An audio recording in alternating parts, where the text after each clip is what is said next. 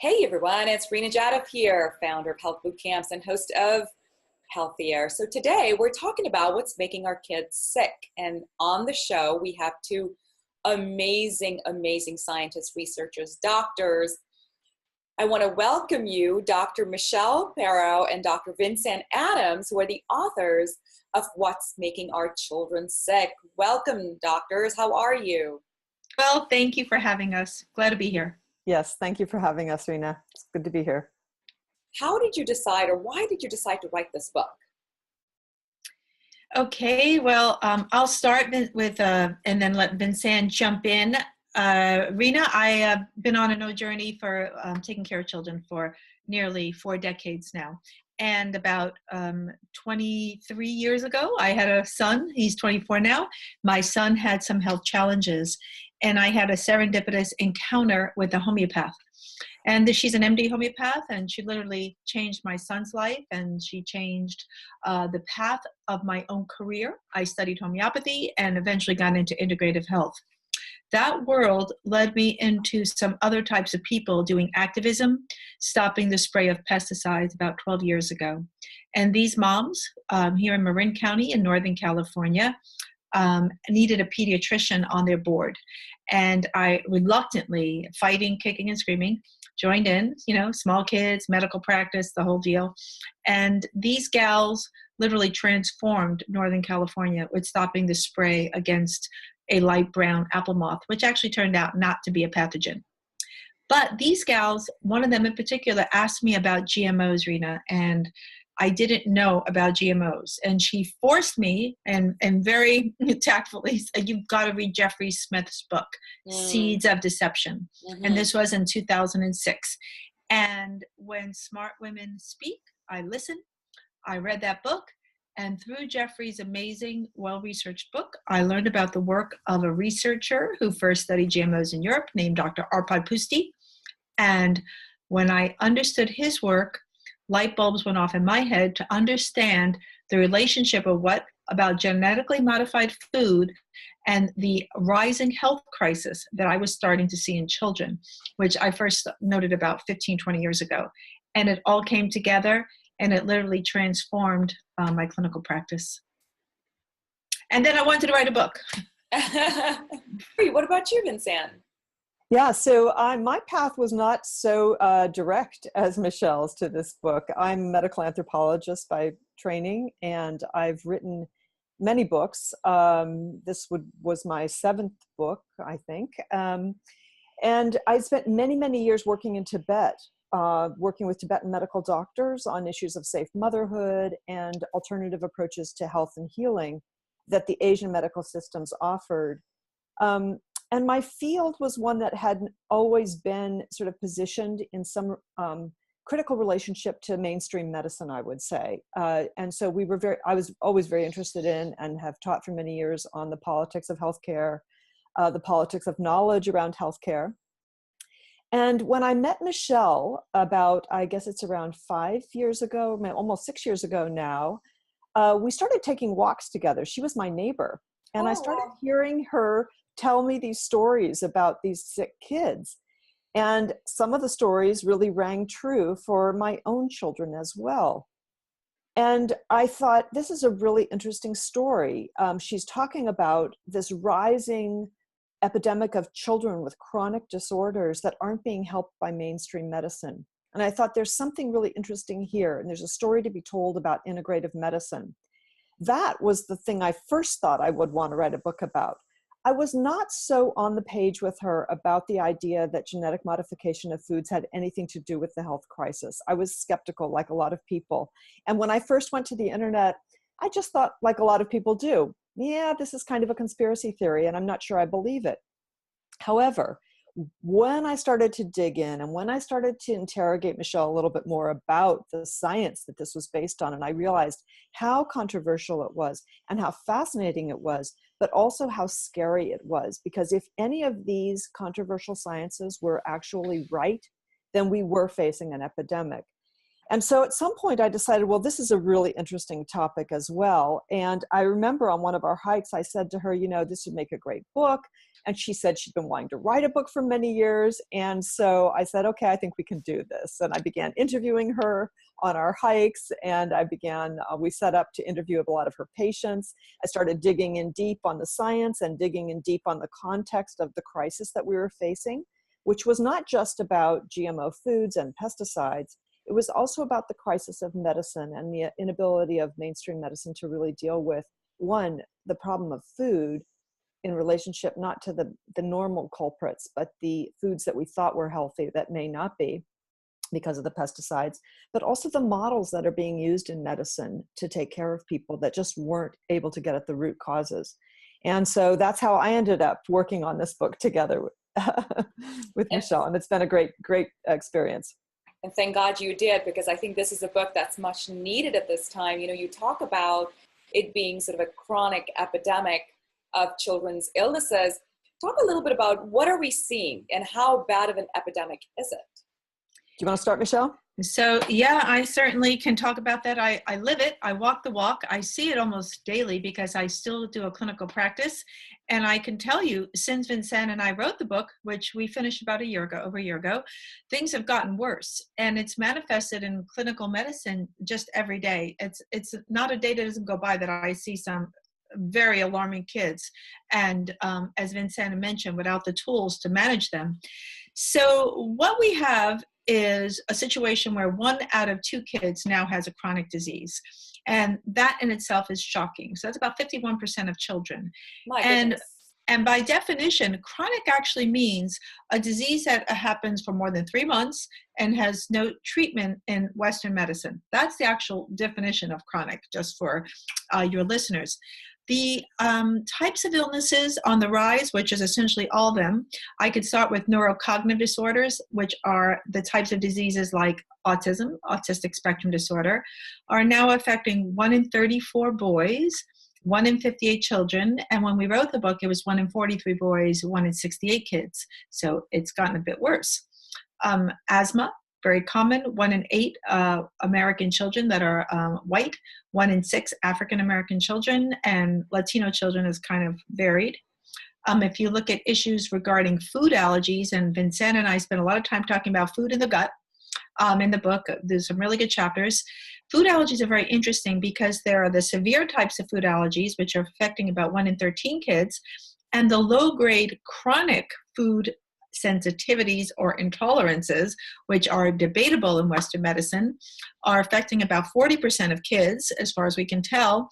But in my own clinical practice, of kids with chronic complex health issues, I saw 95% of my patients had evidence of chronic food issues, intolerances, or sensitivities. And we can talk about, I think it's very important to talk about mental health issues, because mental health issues in Western medicine, it's the brain is cut off from the rest of the body at the neck, as if these two things aren't related. And they are affecting a shocking 46% of kids with diagnoses such as anxiety and depression, OCD, eating disorders. I can bring in sleep disorders that are rampant, that are now affecting children as well. And so this extends into endocrine issues, autoimmune, obesity, and we go into the book and write in our introduction about all these statistics. It's all science-based. Vincanne and I think, have like 260 citations. We really were careful to document scientifically what we were reporting on. And so by definition, you have to understand the definition of an epidemic is under 1 in 100 people. And we clearly have matched that in the majority of childhood issues. And so this is what we're looking at now as parents, as clinicians, as educators, et cetera. So I was interviewing Dr. Kristen Kamala, and she mentioned to me that she saw her first child case of MS. So we're starting to see episodes of or diseases like MS that are showing up in children, which is unheard of. What age group are you seeing kids having chronic illnesses? Kind of what's that age group like? So the age group it's all over the map. The most common ages that we're seeing really, I'd say they start entering kindergarten.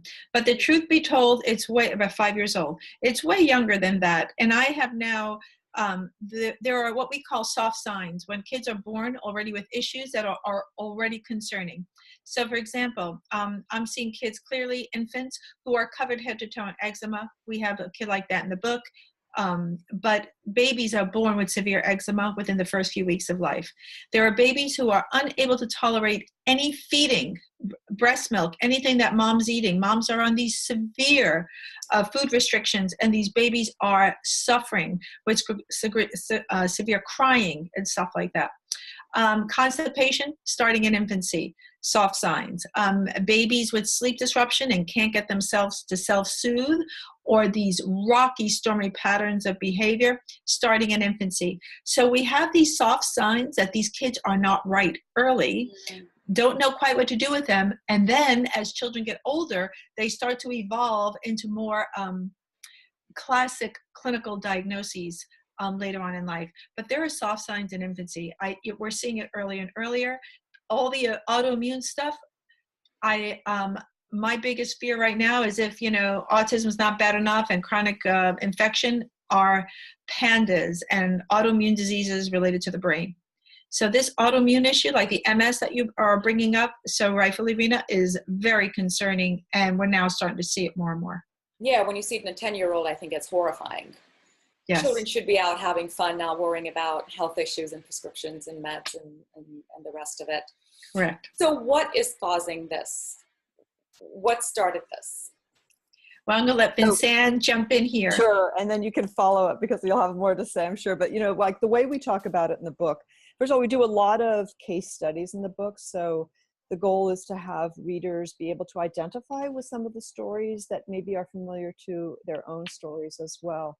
And I would just add as a footnote on the last comment that what Michelle was talking about of these things showing up in infants, I mean, she also does point out, and we talk about it in the book, that parents who are exposed before or during pregnancy to some of these problems, produce children who are going to have problems as well. That makes sense. And there's a lot of discussion of the problem of epigenetics and genetics in the book, but in a way that is legible to the average reader. So, I mean, what we say in the book is that it's probably the case that our kids are getting sick. And by the way, it's not just kids. I mean, adults are getting sick too, but kids, as Michelle is often want to say, are going to show the signs very early. Their cells turn over faster, so they're likely to show the symptoms earlier and possibly get sicker. Plus, they're starting at a younger age, so they're going to have the sicknesses for longer. Anyway, people are getting sick from exposures to a lot of things. The chemical exposure level, endocrine disrupting toxicants, things like PCBs, phthalates, parabens from the built environment in the household, even from the hygiene and beauty products that are in use today by a lot of people, also have an impact on health. So there's a sea of chemicals that are out there.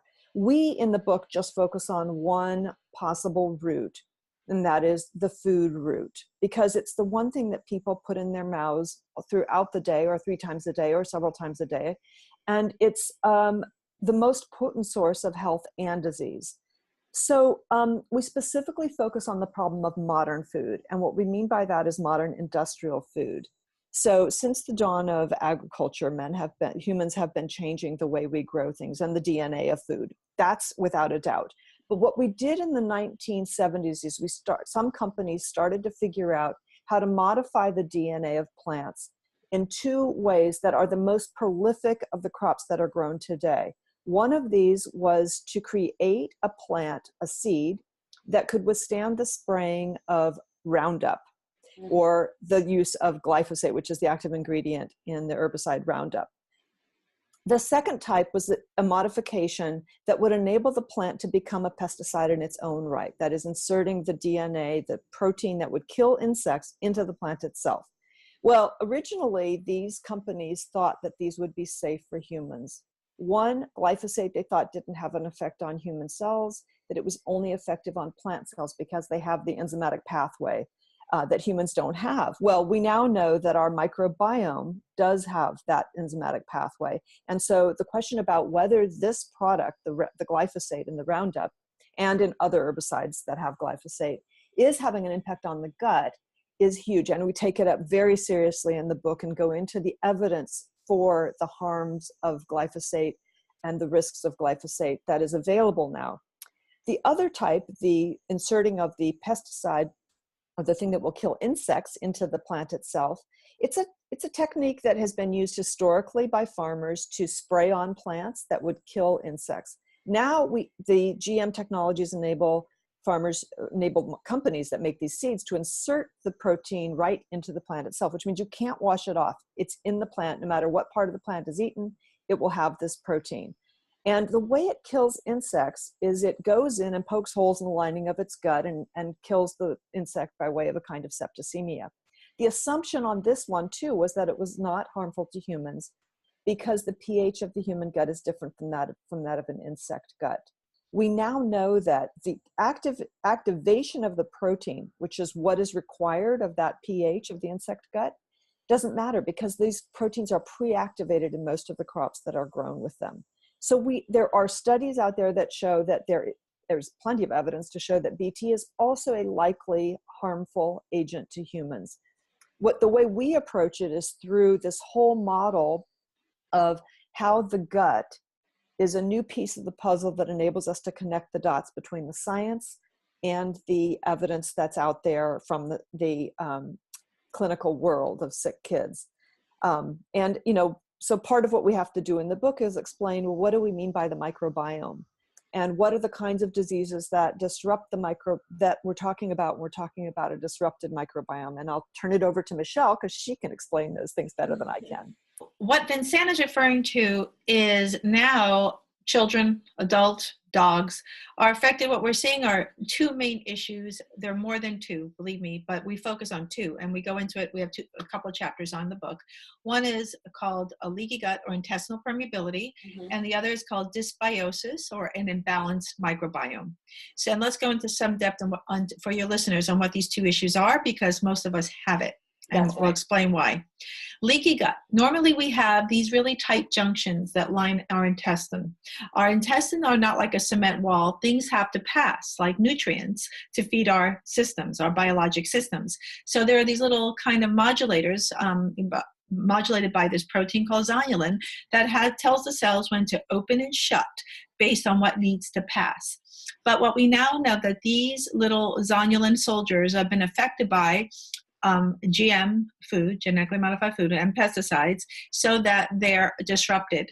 And for many of us, they are leaking. So that proteins, for example, before they're incompletely broken down into their little molecules, are being passed in too big of a proteins. And this is one of the reasons why we think there are so many issues regarding, let's say, gluten sensitivity or gluten intolerance. These molecules are large. Our immune system, that is one cell away, sitting on the other side of this leaky gut, is seeing these, let's say, for example, large protein molecules as foreign invaders. And we're mounting an immune response, which is then becomes something called inflammation. And when it goes on unresolved, that becomes chronic inflammation, which is one of the root causes of many of the disorders that we are seeing now. But what we have to appreciate is that many things are passing through our gut. Our gut begins with our mouth and ends with our tushy. That is the gut. People treat this like oral cavity as some dental issue. Oh, no, it's not a dental issue. This is the beginning of your gut. So many issues start here. So what also passes through air?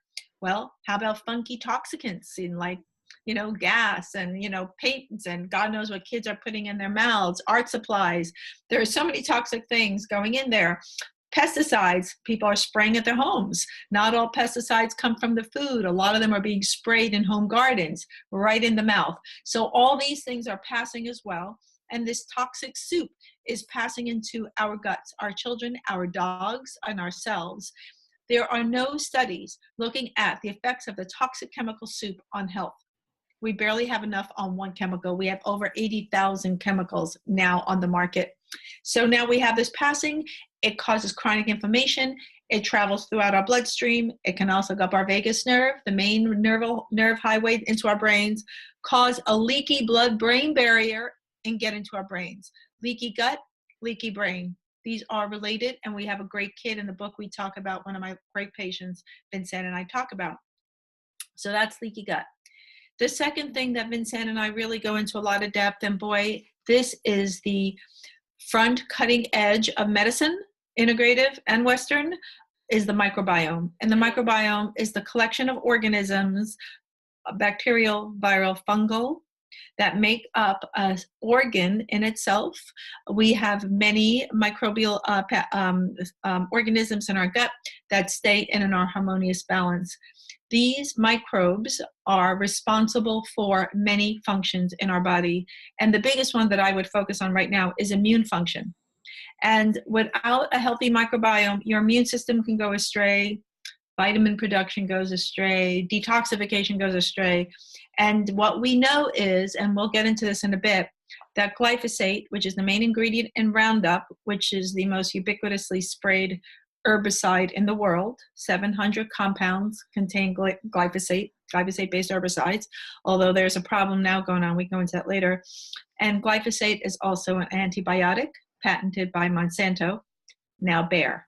So there are disruptions happening, and so that disruption in the microbiome affects our immune function, our vitamin production, detoxification, and hence this is how so many of us are starting life right now.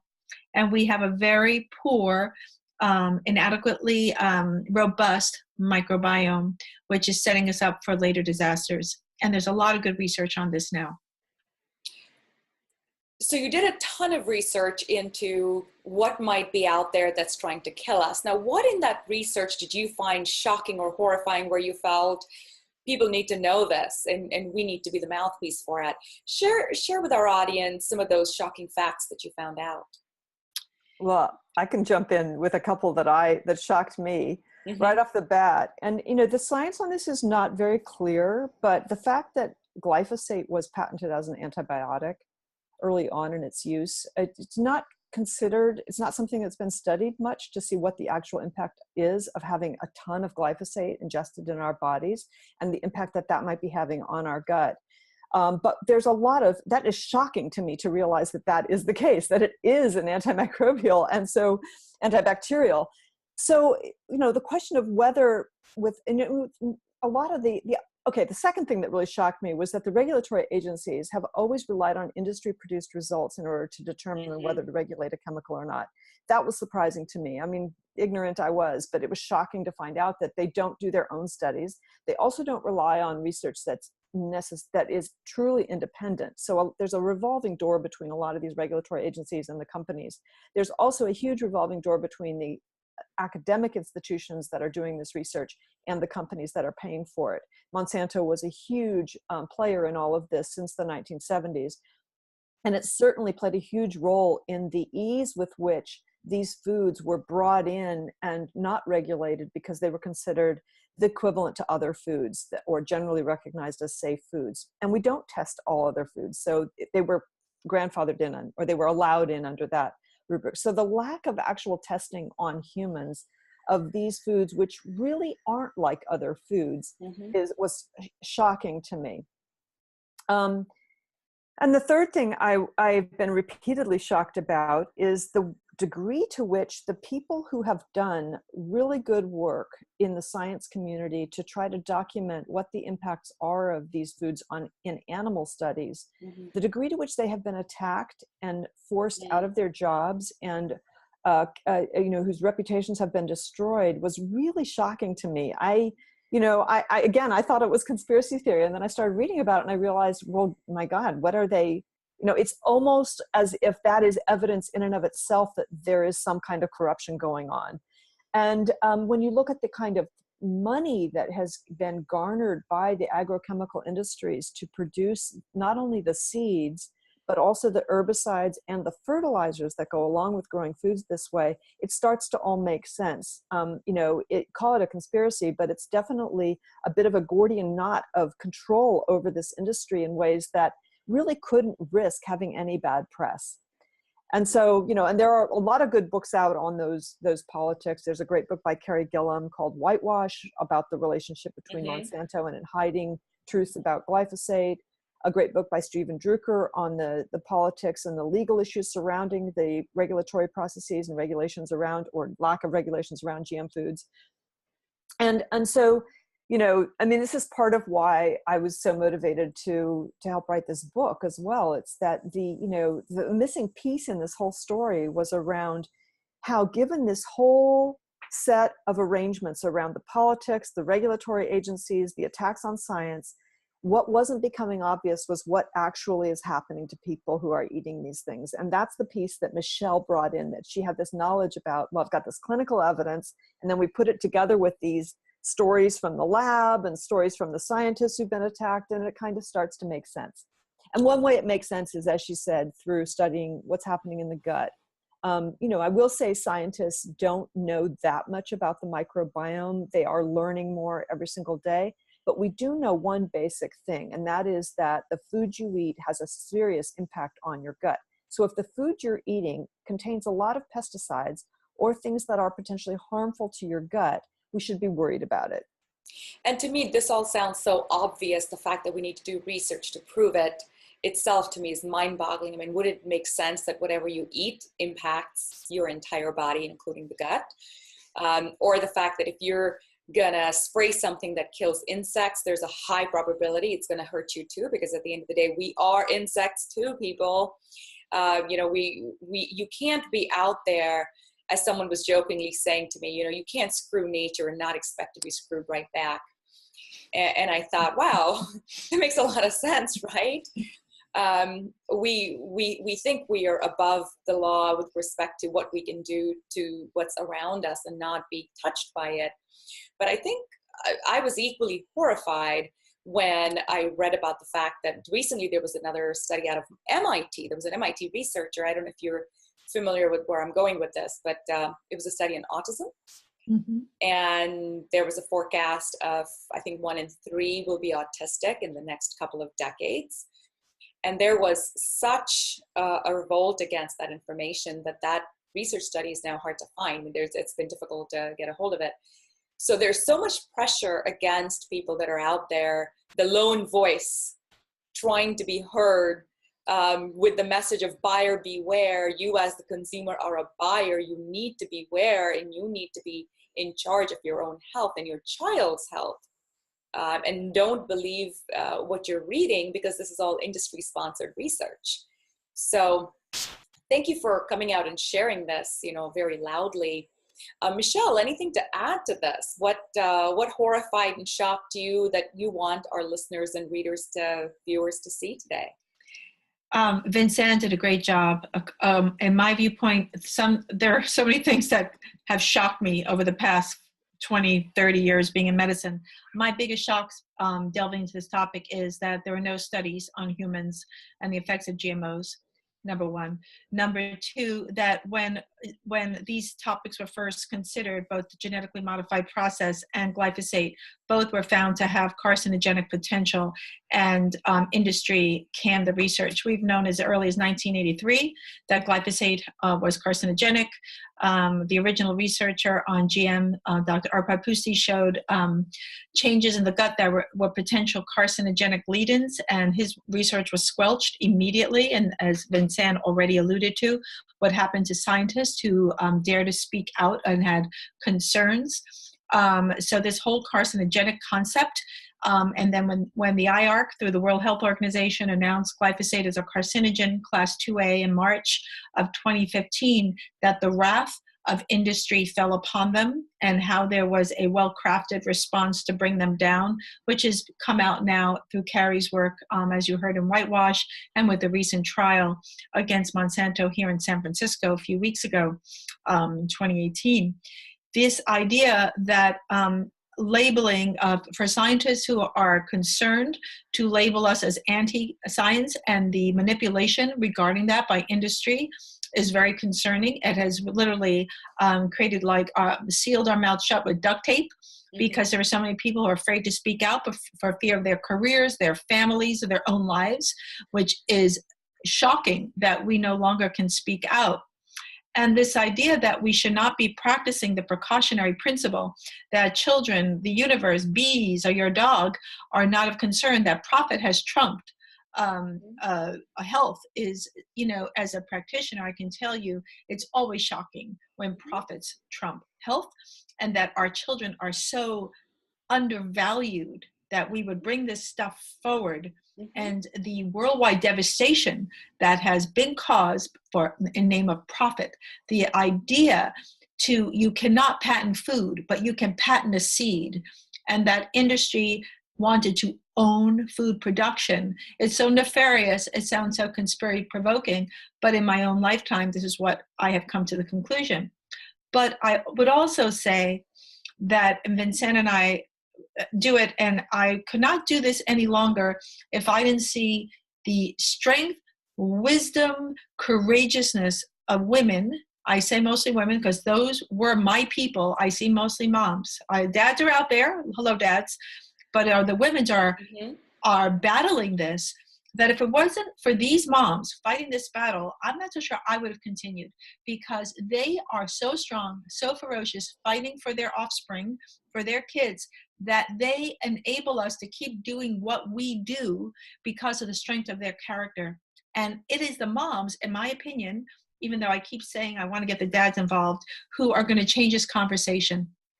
I couldn't agree more. As a mother of 2 teenagers, I feel outraged, but I also feel helpless, and I feel confused, and I feel frozen in terms of, well, what do I do? Where do I start? Because the groundwork that you've laid in terms of sharing the critical information, which translates into basically anything that's a genetically modified crop or a grain or a food item, as well as anything that's been sprayed with glyphosate, is toxic. It's going to hurt me. It's going to hurt my baby. And if I'm going to get pregnant, then it's going to hurt my fetus.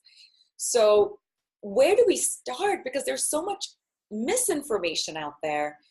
Who do you believe? And then there's, of course, confusion, because, on one side you'll read something, and then with another very well-known, renowned health speaker, you'll hear a different perspective. Right on glyphosate, right? Is it good? Is it bad? You're right. You can Google and find both sides on the same page 1 of Google. So where should a mother who either has sick children and she's trying to get them well, or is worried about her child falling sick, what can she do today, starting right now? Okay, so I think Vincanne and I can both agree that if we just create doctors' doom and gloom here, we've done nothing. If we create a level neurosis, frozen mother syndrome, then we've done nothing. This situation is fixable. Children get better. 90% of my patients got better. There were some issues, you can't, but majority of kids get better because the body has an innate ability to heal itself if you give it the right tools. So let's just start there, that people do get better. So what can moms do? And hopefully dads, please step behind your wife. Don't argue with them. Thank you for saying that, because I know at least a few families where the father is fighting the battle against doing what we would call integrative medicine. Right here in my own house. My husband won't take his shoes off at the door, and he still sneaks junk food into his closet. I'm sorry, honey. I just threw my husband under the bus. But okay, number 1 is buy organic food, and Vincanne can go into a whole course that she's setting up to do more than that. If we just start with organic, if people can feed their children organic, we know about the expenses, and moms and dads and children having to get into the kitchen. This is not just mom's job, by the way, of getting in the kitchen. We have to get off processed foods. We have to get cooking again, and we have to really understand the need for organics. I tell people, do that. It may take a month. It could take 6 months. It could take a year. Don't beat yourself up. You make mistakes. You may have bad days. It's okay. It's a journey.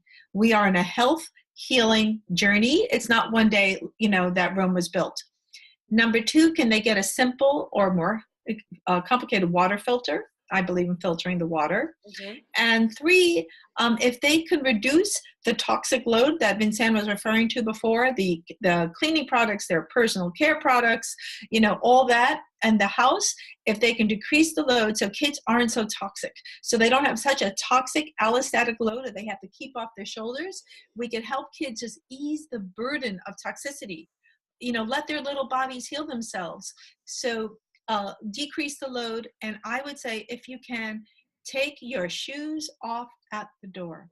because one of the most toxic things in your house is house dust and all that stuff you're bringing in and the dog and everybody else. And so that is a guideline for people to start and look and see what happens to your own kids. Do that for at least a month.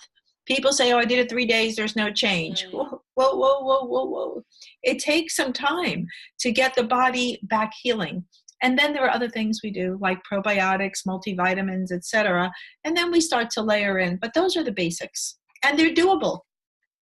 They're very, very doable. You know, I had, for those of you who've heard me before, you know, I had colon cancer at 35 and an autoimmune crisis 10 years, at 45, 10 years later.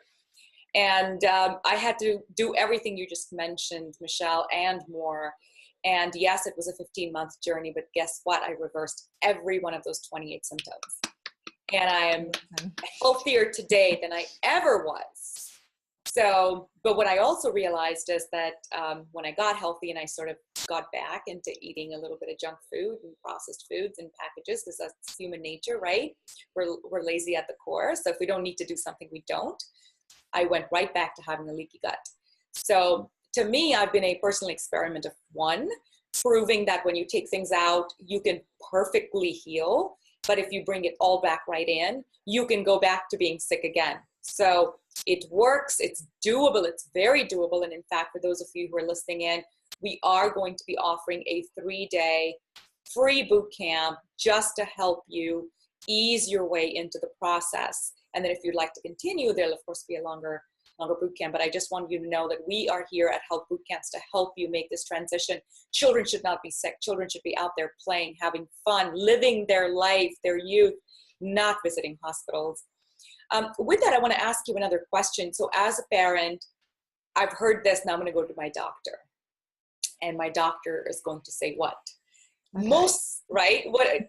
Go ahead, Vincent. Yes, well, I was going to say, so the take home, I mean, first of all, you say, what can we do about it? Well, buy the book, please. Yes. Read the book. You'll arm yourself. We wrote the book as a resource for people like you who need to be able to convince others that there might be something going on here that they should pay attention to. You know, the people who roll their eyes when you say, oh, I only eat organic, or the doctors who say there's nothing true about leaky gut. So give them a copy of the book as well. Buy one for yourself, one for them. But, you know, we do spend a fair amount of time in the book. At the end, we end on a positive note in that we look at different ways in which we could think about attacking this problem. One is we take our hats off to the moms. We call them warrior moms, as you both talked about, the ones who are there in the trenches. Generally, more women are taking care of their kids than husbands. Husbands who are doing it, we take our hats off to them too. But they are not only fighting the fight in their home, sometimes at their schools, sometimes in their own families against the indulgences of grandparents who don't believe there's anything to worry about when they feed them packaged and sugared and, you know, GM foods.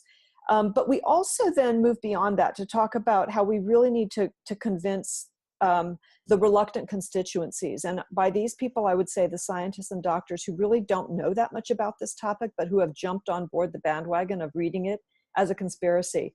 And so to that end, we say we really need to get these people to pay more attention to the evidence that's out there and to really think about this in a new way.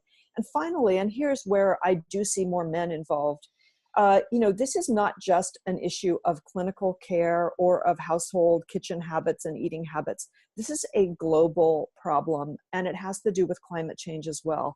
We know there's plenty of evidence that organic farming reduces the carbon load. It produces healthier foods. And there are debates within the organic community as well around whether it's standard industrial organic or whether it's regenerative farming. Of course, the best is regenerative farming that packs the soil full of nutrients and reduces the carbon footprint.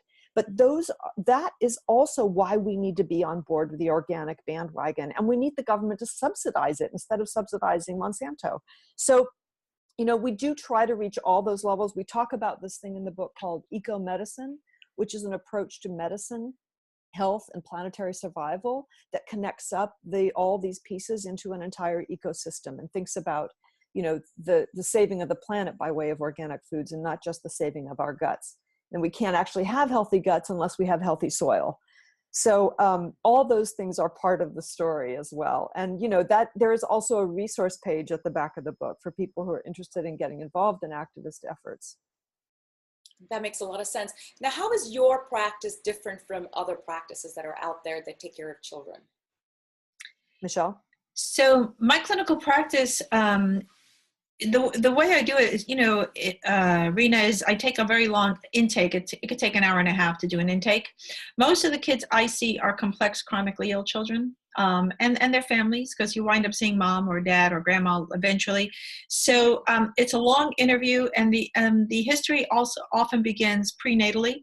What was mom exposed to? What was dad exposed to? And genetic patterns and epigenetic patterns. So all that has to be filtered in. And this really matters, particularly in terms of homeopathy, because we treat the state of mom during the pregnancy, and before. And so these are all factored in. We do a lot of dietary history, and a lot of very specific stooling history and infancy history and sibling relationship history and how is a child doing socially. All these things are factored in. I do, the way I'm looking for very different things on the physical exam. When I even do work in urgent care, which is what I do now, I'm a pediatric emergency physician by training. I like acute care. I'm just shocked how many people tell me our doctor never even examined my kid. I hear that. It's just shocking, just to physically examine children. And I'm looking at the usual things. Your doctor checks your ears and your throat and your lungs and your tummy and all that. But I'm also looking for signs of nutrient deficiencies and toxicity. I'm looking at hair quality. I'm looking at the quality of the tongue. I'm looking at the nails. And many Western practitioners, we are not trained in tongue and nail assessments, by the way, such as with, oftentimes in Eastern medicine, there's a lot of on tongue, nails, pulses, etc. That's right. And then the labs are different. I use a functional medicine approach, and I look at the usual routine battery of labs that we do in Western medicine. But in addition, I'm looking for food antibodies. I'm looking at the microbiome. I'm looking at markers of inflammation. I'm doing nutrient levels, toxin and toxicant levels. And then I'm looking for things that are often debated in Western medicine, although I can't even figure out why, such as chronic infection, like Lyme disease, Epstein-Barr virus, et cetera, herpes CMV, Bartonella, you pick it. I'm looking for those infections as to why. And then I'm looking, in addition, into what's in the home. We ask parents to take pictures of what's in their pantry, what's in their cleaning closet. Let's see what you got. So it's a very more holistic, find the root cause. We don't treat the symptoms. It's a biologic systems-based approach, and it's based on functional medicine, integrative medicine, holistic medicine. There are many terms to express this. And then we as integrative practitioners have a very expansive toolbox that we use. I often will use some drugs, but I really prefer homeopathic remedies, herbs, a lot of supplements, mind-body techniques, and a lot of manipulative types of medicine, such as cranial osteopathy, Reiki, acupressure, biofeedback, hypnosis, or whatever that child may need. There are many ways to heal children. There is not one way to do it. There are many ways. So these are some of the ways that we assess a kid and we proceed with healing. Parents are the main doers of these complicated protocols. We try to keep it simple. It can get a little complicated. It can get a little expensive, which I am not happy about. And people have to be in for the long haul. This is not a 2-week program. These programs can take months to get kids reversed. So parents have to be willing to be participants, make changes. As you said, kids will relapse. If parents have made the fundamental changes, like in diet, they will relapse and go in for the long. This is a long game, not a short game. Well, it's a game to live a long life healthily, right? Yes. And that's what parents don't understand. Oh, right. Health. That's right. Right. The goal isn't just to be healthy for 2 weeks. The goal is to be healthy for life and to live a long life. And for the first time ever last year, as you know, we saw a drop in longevity in the United States. So it's clearly something that I think everyone needs to be thinking of as a parent. How fiercely are you protecting your child? And next, how fiercely are you protecting your family, your spouse, yourself? Because if you're sick, then of course, who's going to take care of the family, right? So that becomes obvious when you fall sick, as I did. There are children who are healthy and who don't show symptoms. And I think you talk a little bit about why parents of even seemingly healthy children need to read your book, need to take charge. Share a little bit about that. So that you can have some things that are brewing and have no clinical manifestations, or very mild symptoms that everybody writes off. Constipation, occasional bloaty tummy, not so nice smelling gas, little soft symptoms. And if we can correct those early, and those are the kids who are often just corrected by diet, the kids who really don't have significant pathology yet with organ issues and that just have simpler disruptions, which are more easily reversed. Those kids are some of my favorites, because when you change just some of their diets or give them some simple things like probiotics, those kids reverse easily. So when you can recreate a healthy terrain, and remember, Rena, this is what we're trying to do. We are trying to recreate a terrain that's healthy and supports better health and gives the body the tools it needs to do the systems it knows how to do. That's all we're trying to do. If the terrain is unhealthy, and that usually resides around the cells, it's called the extracellular matrix, and that's what we try to clean out, kids have a less risk of developing these issues later on. Many diseases take a long time to develop, like cancer, like autoimmune disease. So we can set this healthy terrain, give the kids the tools they need to stay healthier, and they do better. Parents, ask the parent. And what I tell parents is, you judge. If you don't believe me, you be the N of one, do the experiment at home, and come back to me in 3 months and let me know how it goes. That sounds great. Constipation is a good example. So if there's a child who has constipation, you mentioned a really good one, which is the child is born almost constipated to some extent. What do you typically recommend as a protocol? Is it probiotics? What else do you do? Are there tests involved? And if so, what kind of tests? It's just a big question, Rena, and it goes into some specifics because it depends on the age of the child, how they're being fed, where they live, mother's health history. But if you're talking infancy, the first thing you do is ask the mother what she's eating, and you correct the mom's diet. If the baby's actually eating, you give foods that are more fibrous, more water. If that doesn't correct it, the first line I'll bring in is homeopathic remedies, simple one single remedies, and I have about 15 that I might use for constipation, and see if the kid will get reversed with just one simple remedy. If that doesn't do it, I'll bring in more complex remedies based on something called German biologic medicine. And if that doesn't do it, I'll start running tests. So the idea is simple first, correct what's obvious, start digging deeper, and you might have to start digging to get to a root cause. If things don't simply correct, you haven't gotten to the root cause. I love it. You are amazing, Michelle and Vincanne. Last question. So, mother listening to you, what is the first thing you want her to go do right now to fix her child? I think Vincanne said buy the book. If I could give a mom, if I say, if there's one thing you could do, they say, give me the one thing to do. Yes, right now. Right now, I'd say, from now on in, every time you go into the supermarket, the grocery store, wherever you shop, is to look for the organic option.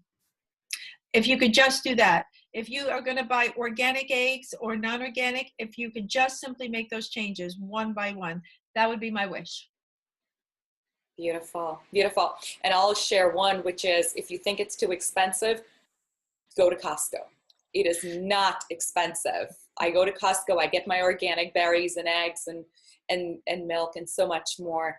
And it is not that much more. It's pennies more, or maybe sometimes even the exact same price as what a non-organic food item might cost.